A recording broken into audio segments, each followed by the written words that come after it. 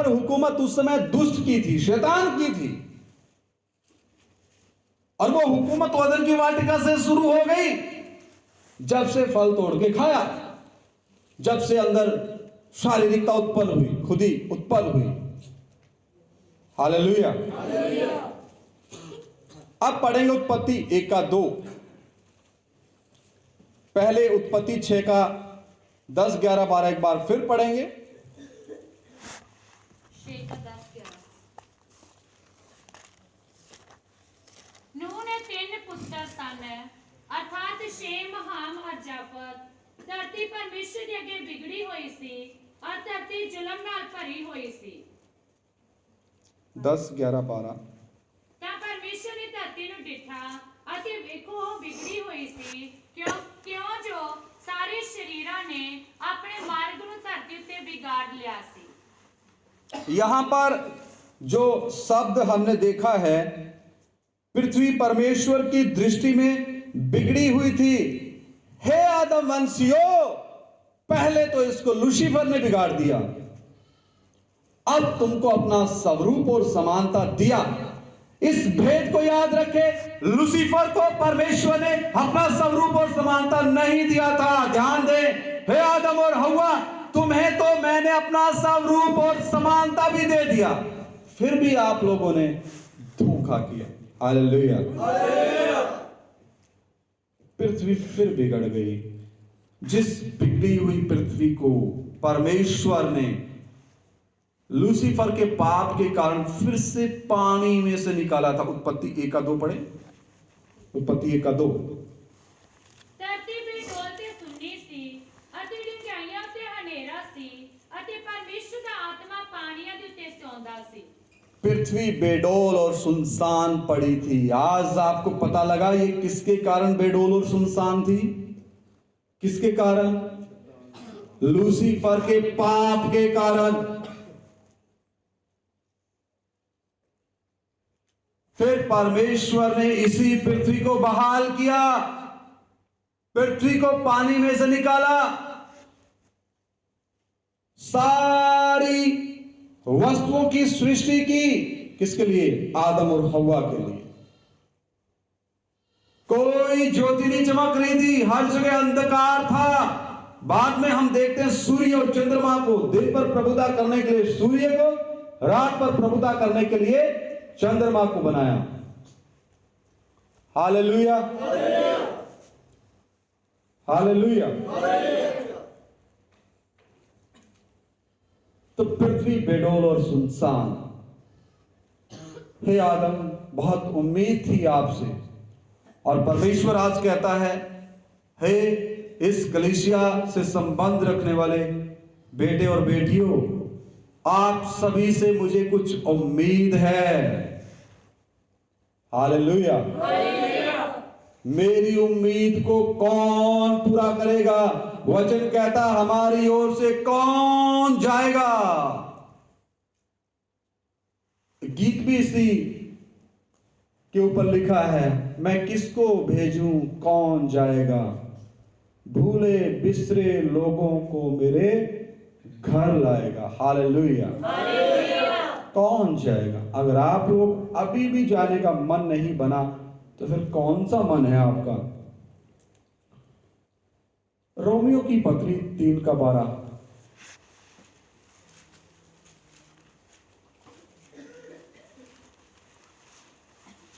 ਉਹ ਸਭ ਕੁਰਾਹੇ ਪੈ ਗਏ, ਉਹ ਸਾਰੇ ਦੇ ਸਾਰੇ ਨਿਕੰਮੇ ਹੋਏ ਹਨ, ਕੋਈ ਭਲਾ ਕਰਨ ਵਾਲਾ ਨਹੀਂ, ਇੱਕ ਵੀ नहीं।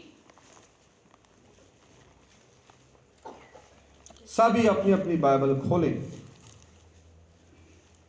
सब भटक गए हैं, सब के सब निकम्मे बन गए हैं, कोई भलाई करने वाला नहीं, एक भी नहीं। कैन भी भटकने वाला बन गया। सीखा ना वचन से? तो क्या हमारा जीवन भटकने वाला जीवन है, या परमेश्वर की मर्जी को जान के उसको पूरा करने की इच्छा रखने वाला मन है? ध्यान दे मेरे प्रियो, उत्पत्ति 9 का 1, 2।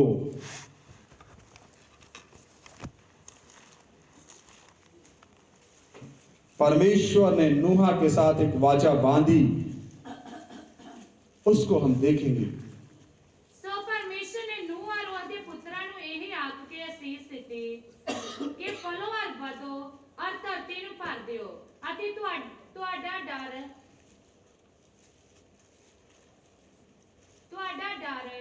ਔਰ ਤੁਹਾਡਾ ਭੈ ਧਰਤੀ ਦੇ ਹਰ ਜਾਨਵਰ ਉੱਤੇ ਔਰ ਹਰ ਆਕਾਸ਼ ਦੇ ਹਰ ਪੰਛੀ ਉੱਤੇ ਔਰ ਹਰ ਇੱਕ ਦੇ ਉੱਤੇ ਜਿਹੜਾ ਜ਼ਮੀਨ ਉੱਤੇ ਘਿਰਸਦਾ ਹੈ ਔਰ ਸਮੁੰਦਰ ਦੀਆਂ ਸਾਰੀਆਂ ਮੱਛੀਆਂ ਉੱਤੇ ਹੋਵੇਗਾ। फिर परमेश्वर ने नूह और उसके पुत्रों को आशीष दी और उनसे कहा, फूलो फलो और बढ़ो और पृथ्वी में भर जाओ। तुम्हारा डर और भय पृथ्वी के सब पशुओं और आकाश के सब पक्षियों और भूमि पर के सब रेंगने वाले जंतुओं और समुद्र की सब मछलियों पर बना रहेगा। ये सब तुम्हारे वश में कर दिए जाते हैं। अब हम उत्पत्ति 1:28 पढ़ेंगे, फिर मैं इसका वर्णन करूंगा। उत्पत्ति 1:28, उत्पत्ति पहला बाब उसका 28 आयत। ਪਰਮੇਸ਼ਰ ਨੇ ਉਹਨਾਂ ਨੂੰ ਅਸੀਸ ਦਿੱਤੀ ਅਤੇ ਪਰਮੇਸ਼ਰ ਨੇ ਉਹਨਾਂ ਨੂੰ ਆਖਿਆ ਕਿ ਫਲੋ ਅਤੇ ਵਧੋ ਔਰ ਧਰਤੀ ਨੂੰ ਭਰ ਦਿਓ ਅਤੇ ਉਹਨੂੰ ਆਪਣੇ ਵਸ ਵਿੱਚ ਕਰੋ ਅਤੇ ਸਮੁੰਦਰ ਦੀਆਂ ਮੱਛੀਆਂ ਉੱਤੇ ਅਤੇ ਆਕਾਸ਼ ਦੇ ਪੰਛੀਆਂ ਉੱਤੇ ਔਰ ਸਾਰੀ ਧਰਤੀ ਪਰ ਘਿਰਸਣ ਵਾਲੇ ਜੀਵਾਂ ਉੱਤੇ ਰਾਜ ਕਰੋ। और परमेश्वर ने उनको, क्या नहीं, किनको, आदम और हव्वा को आशीष दी और उनसे कहा, फूलो फलो और पृथ्वी में भर जाओ और उसको यानी पृथ्वी को अपने वश में कर लो और समुद्र की मछलियों तथा आकाश के पक्षियों और पृथ्वी के सब रेंगने वाले जंतुओं पर अधिकार रखो। मेरे प्रियो, परमेश्वर ने आदम और हव्वा को अपने स्वरूप और अपने समानता में बनाया, उनको राजा बनाया, उनको अधिकार दिया कि इस पृथ्वी के हर एक जानवर के ऊपर क्या रखो, अधिकार रखो और उस पूरी पृथ्वी को अपने वश में कर लो, क्योंकि वो परमेश्वर के स्वरूप और समानता में बनाए गए थे। उनको अधिकार दिया, उनको परमेश्वर की महिमा का वस्त्र पहनाया गया था। अब अंतर देखो इसमें, वापिस उत्पत्ति 9 का 1-2 पढ़े। ਸੋ ਪਰਮੇਸ਼ਰ ਨੇ ਨੂਹ ਔਰ ਉਹਦੇ ਪੁੱਤਰਾਂ ਨੂੰ ਇਹ ਆਖ ਕੇ ਅਸੀਸ ਦਿੱਤੀ ਕਿ ਫਲੋ ਔਰ ਵਧੋ ਔਰ ਧਰਤੀ ਨੂੰ ਭਰ ਦਿਓ ਅਤੇ ਤੁਹਾਡਾ ਡਰ ਔਰ ਤੁਹਾਡਾ ਭੈ ਧਰਤੀ ਦੇ ਹਰ ਜਾਨਵਰ ਉੱਤੇ ਹਰ ਆਕਾਸ਼ ਦੇ ਪੰਛੀ ਦੇ ਉੱਤੇ ਔਰ ਹਰ ਇੱਕ ਦੇ ਉੱਤੇ ਜਿਹੜਾ ਜ਼ਮੀਨ ਉੱਤੇ ਘਿਰਸਦਾ ਹੈ ਔਰ ਸਮੁੰਦਰ ਦੀਆਂ ਸਾਰੀਆਂ ਮੱਛੀਆਂ ਉੱਤੇ ਹੋਵੇਗਾ। उत्पत्ति पहला बाब 28 में तो वो सफल नहीं हुआ। परमेश्वर ने ही इनको आदम के वश में करके दिया। आदम, तू तो नहीं कर सका,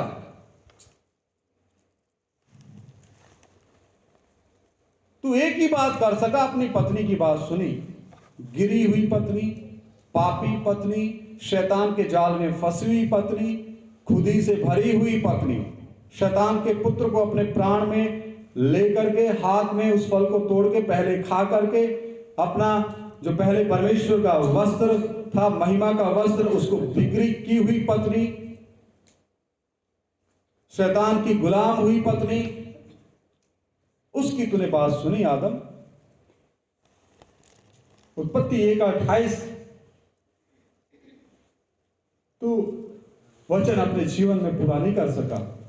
अब उत्पत्ति 9 अध्याय में 1-2 वचन में जो हमने पढ़े, ये सब तुम्हारे वश में कर दिए जाते हैं। कम से कम तुम्हारी इस रीति से बेइज्जती ना हो कि देखो परमेश्वर के स्वरूप और समानता में सृजा गया आदम गुलाम बना घूम रहा है, पाप का गुलाम तो हो गया। कितना गंभीर ये विषय है। हालेलुया। जगह जगह आप देखते होंगे सर्कस, जानवरों को गुलाम बना दिया, और मनुष्य ने नहीं बनाया, वो तो वश में कर दिए परमेश्वर ने। डॉल्फिन को कमाई का जरिया बना दिया, तालाब बना के डॉल्फिन रख ली, टिकट काटते बिजनेस शुरू कर दिया, सर्कस में बिजनेस शुरू कर दिया। ये मनुष्य जाति पाप से भरी हुई इतनी चालाक है, अपने मतलब, अपने स्वार्थ के लिए जो मर्जी खिलवाड़ कर सकती है। पाप में गिरा हुआ मनुष्य की जो आदत है, खून के रिश्ते की हत्या कर सकती है, जैसा कैन ने किया। हालेलुया। बहुत गंभीर ये विषय है मेरे भाइयों, उत्पत्ति 9 का 7। ਤੁਸੀਂ ਫਲੋ ਔਰ ਵਧੋ, ਧਰਤੀ ਉੱਤੇ ਫੈਲੋ ਔਰ ਉਸ ਉੱਤੇ ਵਧੋ। और तुम फूलो फलो और बढ़ो और पृथ्वी पर बहुतायत से संतान उत्पन्न करके उसमें भर जाओ। आने वाले समय में अगली क्लास में जब हम देखेंगे, इन्होंने ऐसा नहीं किया। ये एक ही जगह बाबुल की मीनार बनाना शुरू कर दिया, वो भी हम देखेंगे। इस वचन को भी इन्होंने नहीं माना। उत्पत्ति 1 का 28 नहीं माना, उत्पत्ति 9 का ये 7 वचन भी नहीं माना। लिखा है, प्रभु कहता है तुम फूलो फलो। और ये उस समय की बात है जब परमेश्वर नूह के साथ वाचा बांध रहा कि तुम फूलो फलो और बढ़ो और पृथ्वी पर बहुतायत से संतान उत्पन्न करके उसमें भर जाओ। इन्होंने ऐसा नहीं किया। अभी उत्पत्ति वाचा क्या थी? उत्पत्ति 9 का 8 से 17 तक हम पढ़ेंगे, वो क्या वाचा थी। ਤਾਂ ਪਰਮੇਸ਼ਰ ਨੂਹ ਨਾਲ ਔਰ ਉਹਦੇ ਪੁੱਤਰਾਂ ਨਾਲ ਵੀ ਬੋਲਿਆ ਕਿ ਮੈਂ ਵੇਖੋ, ਮੈਂ ਹੀ ਆਪਣਾ ਨੇਮ ਤੁਹਾਡੇ ਨਾਲ ਔਰ ਤੁਹਾਡੇ ਪਿੱਛੋਂ ਤੁਹਾਡੀ ਅੰਸ਼ ਨਾਲ ਬੰਨਾਂਗਾ, ਨਾਲੇ ਹਰ ਜਿਉਂਦੇ ਪ੍ਰਾਣੀ ਨਾਲ ਜੋ ਤੁਹਾਡੇ ਸੰਗ ਹੈ, ਅਰਥਾਤ ਪੰਛੀ, ਡੰਗਰ ਔਰ ਧਰਤੀ ਦੇ ਹਰ ਜਾਨਵਰ ਨਾਲ ਜੋ ਤੁਹਾਡੇ ਸੰਗ ਹੈ, ਸਗੋਂ ਹਰ ਇੱਕ ਦੇ ਨਾਲ ਜਿਹੜਾ ਕਿਸ਼ਤੀ ਤੋਂ ਨਿਕਲਿਆ ਹੈ, ਔਰ ਧਰਤੀ ਦੇ ਹਰ ਇੱਕ ਜਾਨਵਰ ਨਾਲ ਵੀ। ਸੋ ਮੈਂ ਆਪਣਾ ਨੇਮ ਤੁਹਾਡੇ ਨਾਲ ਬੰਨਾਂਗਾ ਔਰ ਸਾਰੇ ਸ਼ਰੀਰਾਂ ਦਾ ਨਾਸ਼ ਫਿਰ ਪਰਲੋ ਦੇ ਪਾਣੀਆਂ ਦੇ ਰਾਹੀਂ ਨਾ ਕੀਤਾ ਜਾਵੇਗਾ, ਔਰ ਨਾ ਪਰਲੋ ਧਰਤੀ ਦੇ ਨਾਸ਼ ਕਰਨ ਲਈ ਫਿਰ ਆਵੇਗੀ। ਤਦ ਪਰਮੇਸ਼ਰ ਨੇ ਆਖਿਆ, ਇਹ ਉਹ ਨੇਮ ਦਾ ਨਿਸ਼ਾਨ ਹੈ ਜਿਹੜਾ ਮੈਂ ਆਪਣੇ ਔਰ ਤੁਹਾਡੇ ਔਰ ਹਰ ਜੀਵਨ ਜੰਤ ਵਿੱਚ ਜੋ ਤੁਹਾਡੇ ਸੰਗ ਹੈ, ਪੀੜ੍ਹੀਓਂ ਪੀੜ੍ਹੀ ਸਦਾ ਲਈ ਦਿੰਦਾ ਹਾਂ। ਮੈਂ ਆਪਣੀ ਧੁਨਕ ਬੱਦਲ ਵਿੱਚ ਰੱਖੀ ਹੈ, ਉਹ ਉਸ ਨੇਮ ਦੇ ਨਿਸ਼ਾਨ ਲਈ ਹੋਵੇਗੀ ਜੋ ਮੇਰੇ ਔਰ ਧਰਤੀ ਵਿੱਚ ਹੋਵੇਗਾ। ਅਤੇ ਇਉਂ ਹੋਵੇਗਾ, ਜਦ ਮੈਂ ਬੱਦਲ ਧਰਤੀ ਉੱਪਰ ਲਿਆਵਾਂਗਾ ਤਦ ਉਹ ਧੁਨਕ ਬੱਦਲਾਂ ਵਿੱਚੋਂ ਦਿਸੇਗੀ, ਔਰ ਮੈਂ ਆਪਣੇ ਨੇਮ ਨੂੰ ਜੋ ਮੇਰੇ ਔਰ ਤੁਹਾਡੇ ਔਰ ਸਾਰੇ ਜਿਉਂਦੇ ਪ੍ਰਾਣੀਆਂ ਦੇ ਸ਼ਰੀਰਾਂ ਵਿੱਚ ਹੈ ਚੇਤੇ ਕਰਾਂਗਾ, ਔਰ ਪਰਲੋ ਦੇ ਪਾਣੀ ਫਿਰ ਸਾਰੇ ਸ਼ਰੀਰਾਂ ਦੇ ਨਾਸ਼ ਕਰਨ ਨਹੀਂ ਆਉਣਗੇ। ਧੁਨਕ ਬੱਦਲਾਂ ਵਿੱਚ ਹੋਵੇਗੀ ਅਤੇ ਮੈਂ ਉਹਨੂੰ ਵੇਖ ਕੇ ਉਸ ਸੰਦੀਪਕ ਨੇਮ ਨੂੰ ਜਿਹੜਾ ਪਰਮੇਸ਼ਰ ਔਰ ਸਾਰੇ ਜਿਉਂਦੇ ਪ੍ਰਾਣੀਆਂ ਦੇ ਸ਼ਰੀਰਾਂ ਵਿੱਚ ਹੈ ਜੋ ਧਰਤੀ ਉੱਤੇ ਹਨ ਚੇਤੇ ਕਰਾਂਗਾ। ਔਰ ਪਰਮੇਸ਼ਰ ਨੇ ਨੂਹ ਨੂੰ ਆਖਿਆ ਕਿ ਇਹੋ ਉਸ ਨੇਮ ਦਾ ਨਿਸ਼ਾਨ ਹੈ ਜਿਹੜਾ ਮੈਂ ਆਪਣੇ ਔਰ ਧਰਤੀ ਦੇ ਸਾਰੇ ਸ਼ਰੀਰਾਂ ਦੇ ਵਿਚਕਾਰ ਬੰਨਿਆ ਹੈ। फिर परमेश्वर ने नूह और उसके पुत्रों से कहा, सुनो, मैं तुम्हारे साथ और तुम्हारे पश्चात जो तुम्हारा वंश होगा उसके साथ भी वाचा बांधता हूं, और सब जीवित प्राणियों से भी जो तुम्हारे संग हैं, क्या पक्षी, क्या घरेलू पशु, क्या पृथ्वी के सब बनेले पशु, पृथ्वी के जितने जीव जंतु जहाज से निकले। कहां से निकले? तो अभी समय है पवित्र आत्मा की किस्ती में आने का, पवित्र आत्मा के माहौल में आने का। परमेश्वर के द्वारा ठहराए गए सच्चे अगुवे, नियुक्त किए गए सच्चे प्रभु के दास, उनके साथ संगति करने का और गुप्त आगमन में उठाए जाने लायक बनने का समय आया। आगे मैं पढ़ता हूं, और मैं तुम्हारे साथ अपनी यह वाचा बांधता हूं कि सब प्राणी फिर जल प्रलय से नष्ट ना होंगे, और पृथ्वी का नाश करने के लिए फिर जल प्रलय ना होगा। परमेश्वर ने कहा, जो वाचा मैं तुम्हारे साथ और जितने जीवित प्राणी तुम्हारे संग है उन सब के साथ भी युग युग की पीढ़ियों के लिए बांधता हूं, उसका यह चिन्ह है परमेश्वर ने चिन्ह भी दिया है। वो क्या चिन्ह है? मैंने बादल में अपना धनुष रखा है, तो मेरे और पृथ्वी के बीच में वाचा का चिन्ह होगा, और जब मैं पृथ्वी पर बादल फैलाऊं तब बादल में धनुष दिखाई देगा। तब मेरी जो वाचा तुम्हारे और सब जीवित शरीरधारी प्राणियों के साथ बंधी है उसको मैं स्मरण करूंगा। तब ऐसा जल प्रलय फिर ना होगा जिससे सब प्राणियों का विनाश हो। बादल में जो धनुष होगा मैं उसे देख करके यह सदा की वाचा स्मरण करूंगा जो परमेश्वर के और पृथ्वी पर के सब जीवित शरीरधारी प्राणियों के बीच बंधी है। फिर परमेश्वर ने नूह से कहा, जो वाचा मैंने पृथ्वी भर के सब प्राणियों के साथ बांधी है उसका चिन्ह यही है। लोग इसको इंद्र का धनुष बोलते हैं ना, ऐसा नहीं है। ये परमेश्वर की वाचा का एक चिन्ह है, और उसको मत्था नहीं टेकना। नहीं जी, इंद्र धनुष दिखाई देगा, मत्था टेको। बहुत से टेकते हैं, सूरज को भी टेकते हैं, चंद्रमा को भी टेकते हैं। वचन कहता है आकाश के चिन्हों से विस्मित मत होना, हैरान मत होना, अचंभा मत करना, और ना इनको मत्था टेकना। ये तो तुम्हारी सेवा के लिए है। सूरज हमारी सेवा के लिए, शरीर को गर्मी देने के लिए, इस पृथ्वी के वातावरण को बरकरार रखने के लिए, पेड़ पौधों के लिए, जीव जंतुओं के लिए, रात को रोशनी के देने के लिए परमेश्वर ने छोटी दो ज्योति ठहराई जिसका नाम चंद्रमा है। इनसे भी बड़े बड़े पता नहीं कितने ग्रह हैं, कितने ब्रह्मांड है, कितने आकाश गंगाएं हैं। बहुत बड़ा परमेश्वर की सृष्टि, लेकिन सबसे उत्तम सृष्टि मनुष्य है। हालेलुया, जिसको अपना स्वरूप और समानता परमेश्वर ने दिया। आखिरी वचन पढ़ के प्रार्थना करेंगे, इसी का 28 वचन।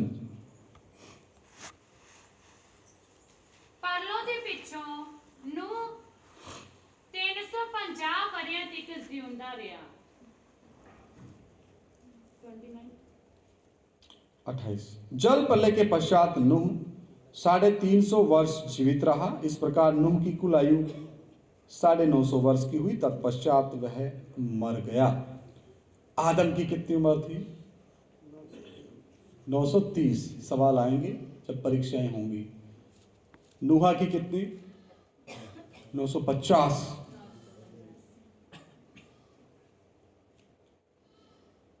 फिर सवाल करते हैं, फिर उत्पत्ति 6 में क्यों लिखा 120 वर्ष होगी? नूहा कैसे 950 वर्ष जीवित रहा? भाई, नूहा के लिए परमेश्वर की योजना थी।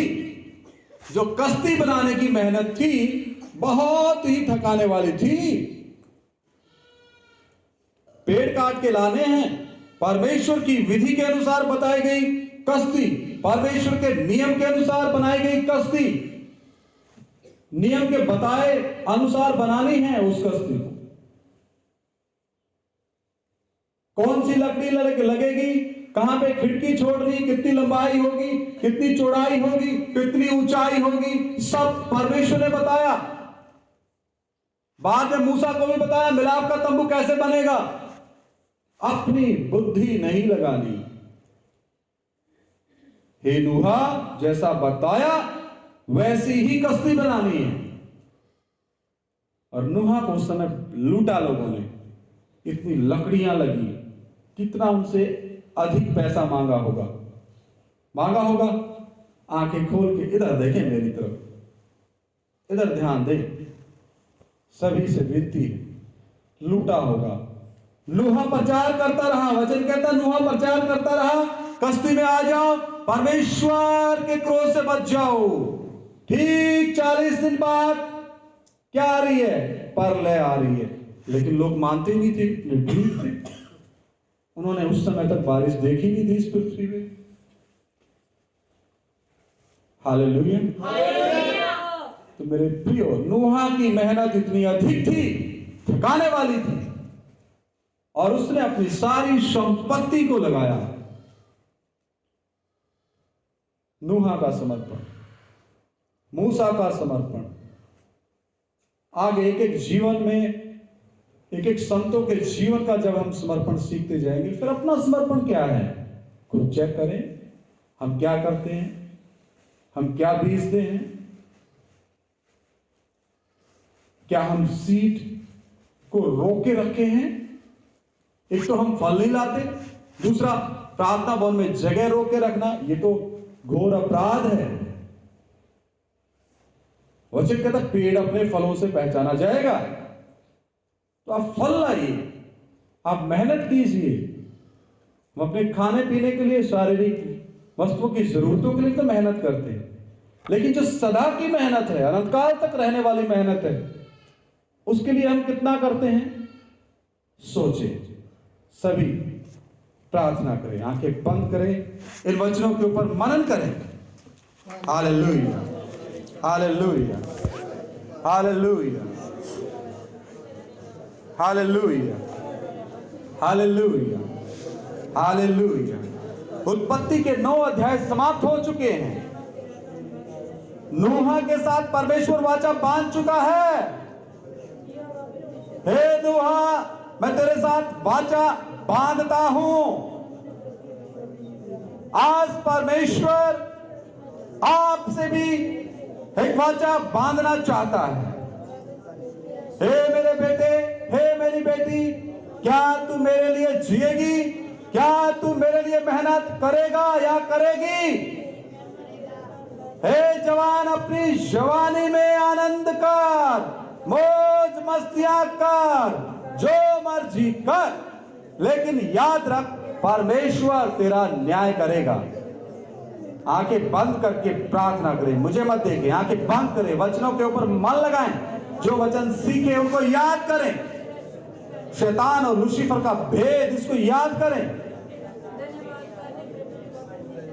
Hallelujah, hallelujah. मेरे प्रियो, ये परमेश्वर का सही आत्मिक मन्ना, ये परमेश्वर का खालिस वचन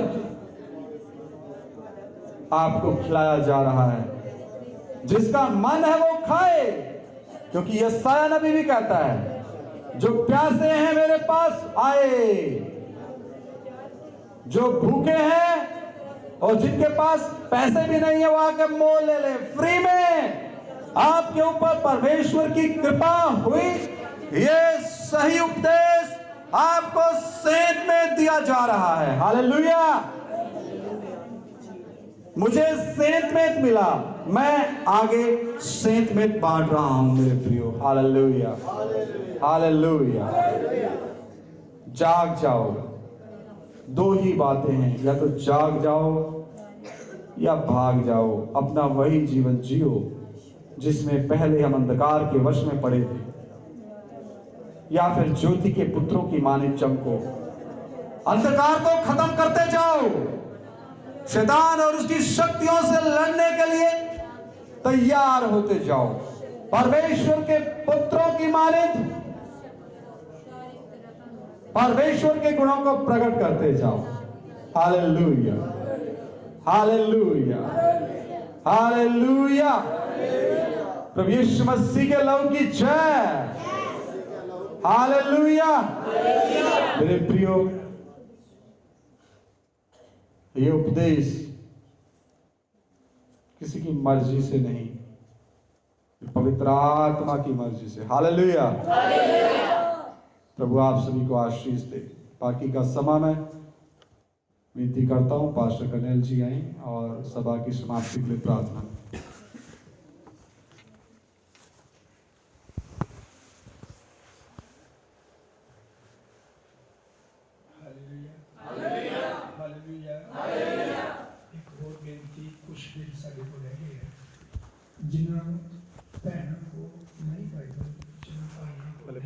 प्रार्थना कर दो, उसके बाद उसको पहले कैसी वचनों के लिए प्रार्थना करें। ऐ स्वर्गीय पिता, महान अति पायदायक परमेश्वर, तेरा से शुक्र करते हैं वचनों के वास्ते प्रभु, जो सी नूह के द्वारा सीखे है। नूह ਨੂੰ ਜਿਹੜੀਆਂ ਆਸ਼ੀਸ਼ਾਂ ਮਿਲੀਆਂ ਉਹ ਸਾਡੇ ਵੀ ਧੀਆਂ ਪੁੱਤਰਾਂ ਨੂੰ ਮਿਲ। हालेलुया। प्रभु पिता, ਇਹ ਵਚਨ ਸਿੱਖਣ ਨਾਲ ਸਾਡਾ ਜੀਵਨ ਬਦਲੇ ਤੇ ਅਸੀਂ ਉਹ ਨੂੰਹ ਦੀ ਤਰ੍ਹਾਂ ਇੱਕ ਬੇੜੀ ਨੂੰ ਤਿਆਰ ਕਰ ਸਕੀਏ ਜਿੱਥੇ ਆਪਣਾ ਪਰਿਵਾਰ ਬਚਾ ਸਕੀਏ। प्रभु सचमुच तो नूह अखीर तक जदों किश्ती चली ते दुनिया के बचाव का कारण ते दुनिया के वधण फुलण अते धरती नूं भरन दा कारण एक धुनख दिता जो अज भी असी आसमान विच तकदे हां। प्रभु नूं तकदे रहिए ताकि तेरी आशीष और तेरे रंगां दे विच हमेशा रंगे रहिए। सारी विरोधी की चलाकी नूं खत्म करियो अते अपने पवित्र लहू के द्वारा दया करियो। जो साडा जीवन है पिता जी एक नूह की तरह होवे कि नूह नूं तुसीं बहुत अच्छी उम्र दिती 950 साल उम्र दिती। प्रभु ऐसियां साडियां भी उम्रां होण ताकि असीं तेरे वचनां ते चलीए अते अपनी उम्र नूं वधाईए, तेरे वचनां ते चलीए अते तेरे गुण नूं पाईए, तेरे वचनां ते चलीए अते उस किश्ती नूं तैयार करिए, तेरे वचनां दे उत्ते चलीए ते मेहनत करिए। प्रभु तुसीं वड्डी दया करियो।